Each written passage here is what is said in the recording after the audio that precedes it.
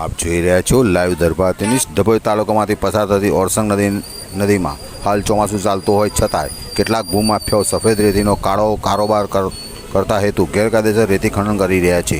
જે અનુસંધાને આજે ડભોઈ કન્નેટ અને ભીમપુરા ઓરસંગ નદીના પટમાં ખાણ ખનીજ વિભાગ દ્વારા દરોડા પાડી 5 આઈસર ટ્રક અને 1 જેસીબી જપ્ત કરી કાયદેસરની કાર્યવાહી હાથ ધરી, જેને લઈ ભૂમાફિયામાં ભારે ફફડાટ વ્યાપ્યો છે। ડભોઈ તાલુકાથી પસાર થતી ઓરસંગ નદી, જેમાં સફેદ રેતીનો કારોબાર ચાલતા હોય, હાલ ચોમાસામાં નદીમાં ખનન પર રોક ખાણ ખનીજ વિભાગ દ્વારા લગાવવામાં આવી છે।